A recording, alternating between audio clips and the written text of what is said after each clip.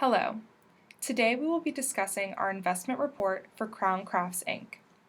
The analysts that produced this continuing coverage report as a part of Tulane University's Birkenroad Equity Analysis class are Rachel Insolia, Will Stricker, Alexandra Thayer, and Jumbo Zhu. Crown Crafts is a leading producer of infant and toddler soft products such as bedding, blankets, bibs, and burp cloths. Crown Crafts is listed on the NASDAQ Capital Markets Exchange under the ticker CRWS. The last day of information included in this report was November 13, 2015. The closing price on November 13, 2015 was $8.43. Our 12-month target price is $10.30, giving Crown Crafts a market outperform rating. Today, we will be covering 5 main topics pertaining to our investment report of Crown Crafts, Inc. We will begin with a brief overview of the company and its products. Then we will discuss our projections, followed by our valuation and 12-month target price. We will conclude with potential risks the company faces that may affect performance going forward.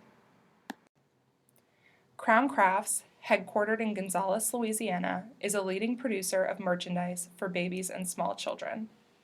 Crown Crafts supplies its products through its 2 wholly owned subsidiaries, Crown Crafts Infant Products, Inc. and Hamco, Inc. The company's products include bedding and blankets, bibs and burp cloths, and bathrobe soft goods and accessories. Generally, Crown Crafts sells its products directly to both national and local retailers, as well as online merchants. Its largest customers, Walmart and Toys R Us, make up over 60% of the company's sales. Through licensing agreements with popular companies, Crown Crafts subsidiaries produce infant and toddler products with well-known characters from brands such as Disney, Sesame Street, and Hello Kitty. The company's current price is $8.43. It has 9,996,527 shares outstanding. The company's market capitalization is approximately $84 million. When forecasting Crown Crafts' operating activities, we first used a regression model. The model included the factors gross domestic product and intangible assets, such as licensing agreements. However, we ultimately found a growth model to most accurately predict the company's historical revenue growth. To forecast future revenues, we found historical quarterly growth rates in order to account for the cyclical nature of the company's revenues. When forecasting operating activities, we made some assumptions about future operations of the business. Due to management testimony about historical operations, we assumed the company would be able to renew and retain licensing agreements without issue. Our growth model less accurately explains revenues in past quarters when the company incurred legal expenses.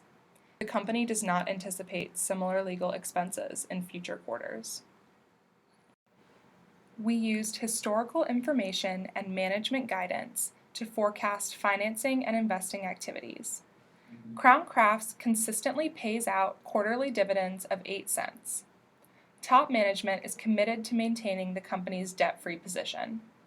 This dedication, coupled with adequate cash balances and steady growth, led us to assume the company would not take on debt in the next 12 months. When valuing the company, we used a discounted cash flow and 2 multiples methods. We used the discounted cash flow method because it better represents companies that carry no debt, like Crown Crafts.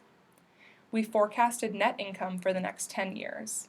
We found a terminal value using a terminal growth rate of 2.5%, which came from the current 10-year U.S. Treasury rate.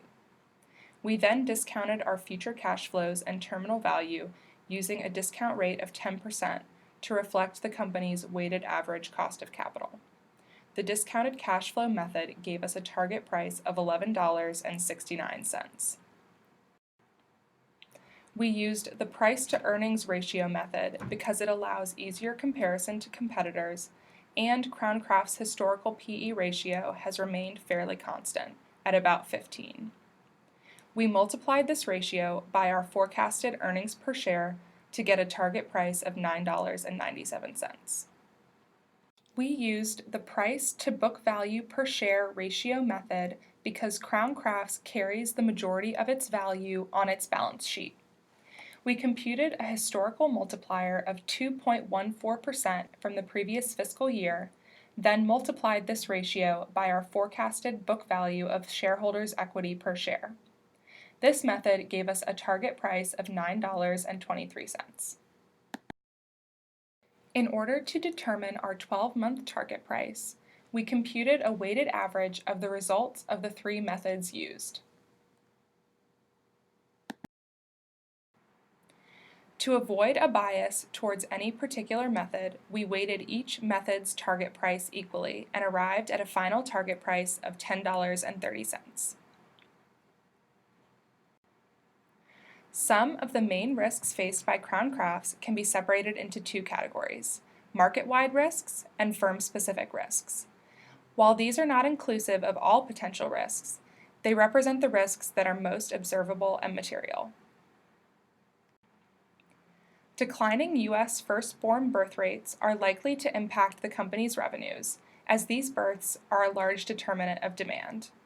Changes in the prices of cotton also cause fluctuations in the company's costs, thereby impacting Crown Crafts' bottom line. Because the company receives and pays its bills in U.S. dollars, Crown Crafts does not experience any foreign exchange risk.